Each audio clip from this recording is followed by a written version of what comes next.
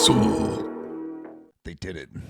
They really went and did it. They found a weapon that could destroy our giant robots. Oh, what is it, you ask? Feminism, feminism, feminism, mental illness haircuts, nasal septum piercings, face tats, and just generally looking like you hate men. Just somewhere around the face and the dead eyes. Eyes with miles of dick on them. Just used up, washed up, shitty women that aren't very interesting characters in the end because they're too busy just looking like masculine tough guys, like wannabe ones the whole time, instead of actually being an interesting character. Hi, guys. I'm Vaughn. And today I watched my love, something that I'm a big fan of, just reveal that it's okay to do the creepy Western thing with the mental illness haircut, the half-shaven head you see all the women have. Have you noticed lately? Have you seen that? I'm sure you have. Think about it. Every time a chick's really tough in something now, she's got a mental illness haircut.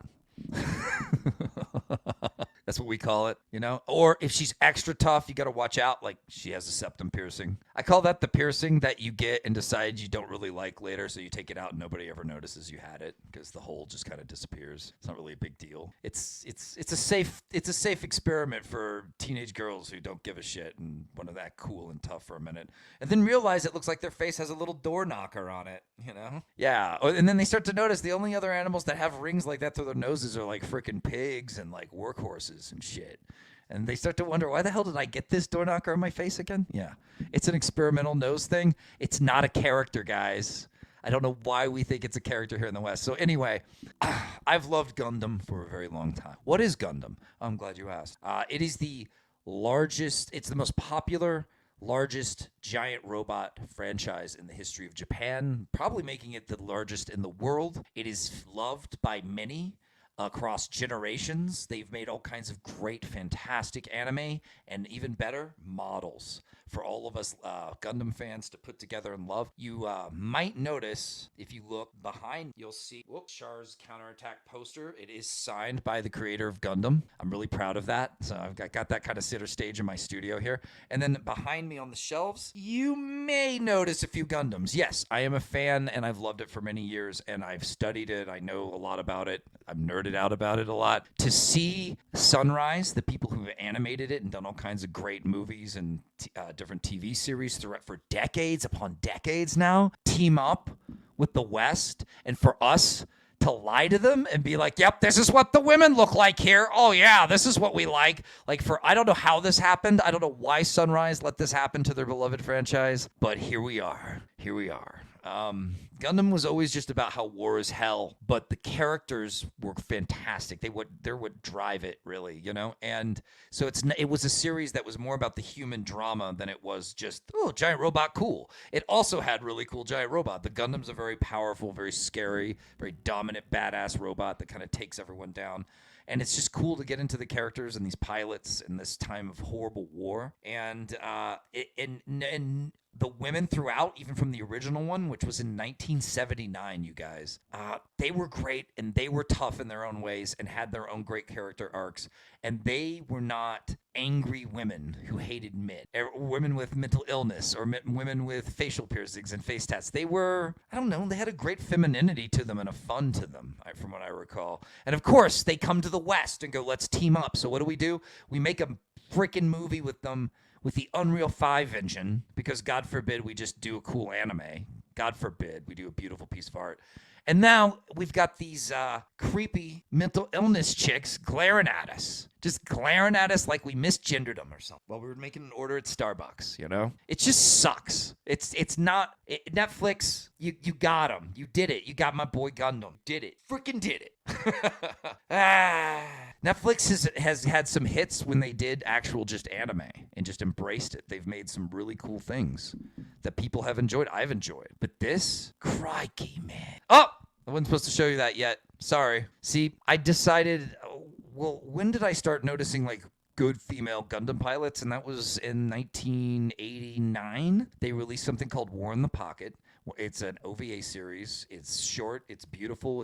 It's got amazing mobile suit designs. And it has this great character in it. She's a Gundam pilot. Her name's Chris McKenzie. And look at her. How adorable and feminine and fun she is.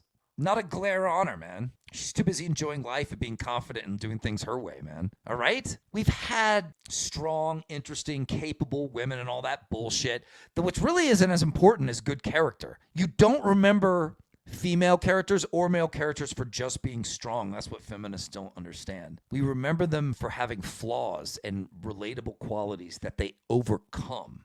Its strength means nothing when you don't overcome anything, when there's nothing to your character or what they're going through, you know? And it's never going to work. It's never going to become a genre that people enjoy to make just strong female badass that kills a bunch of people. That's just, it's boring as hell, man. There's a reason certain action movies stand out to us and get a lot of replay today versus all the junk that just fades into nothing, fades into VHS obscurity. You just got to think about those things. You got to realize that what hits us is internal, not external, like this. What? Could you guys even try to make it look like the anime? Now, the problem with these designs, too, is this isn't for some brand new Gundam hot off the shelves, like, because Gundam, if you pay attention, you go back to its history, it starts in 0079. That's the year of the original Gundam. And then we go into 0080, we go to 0081 or 0083, Stardust Memory. And so there's a timeline that moves ahead into the 80s, into the, keeps going on. No, this takes place in 0079. They're going back to the original and saying that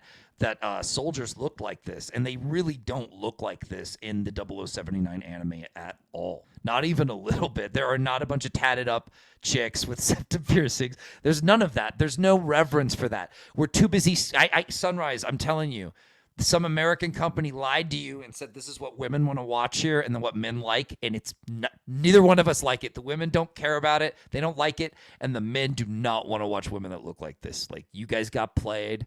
You got lied to by some weird diversity hire who's out to spread more fake diversity and like ugly Western women. I'm so sorry for this trope. I apologize on behalf of the West. On behalf of the West, I apologize. I'm sorry. We did not mean to harm you and hurt your beautiful Gundam this way.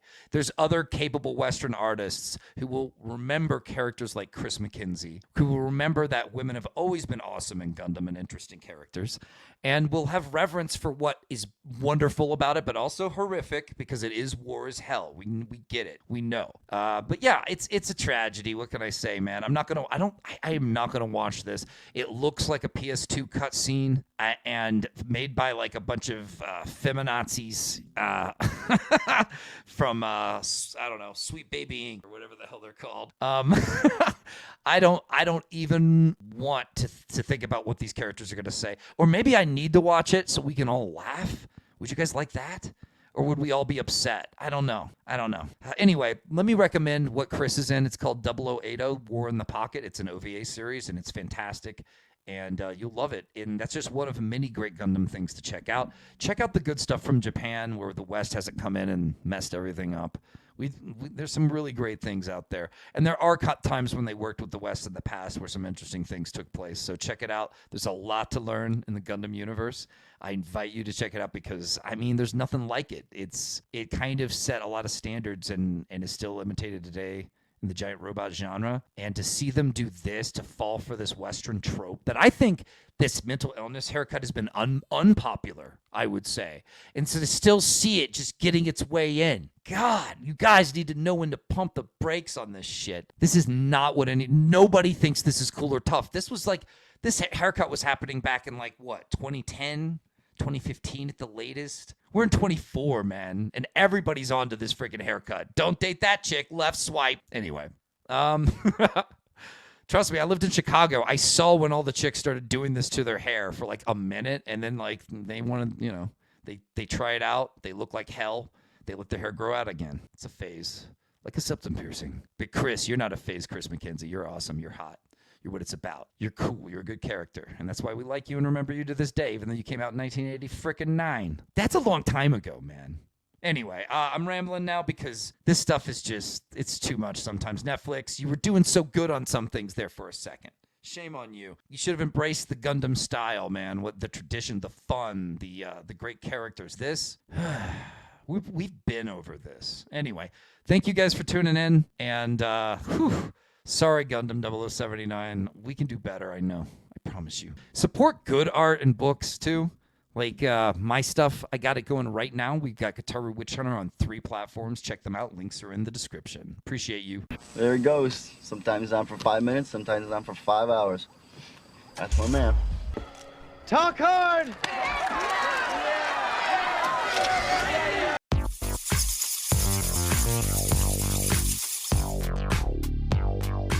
Von's Haunted Castle.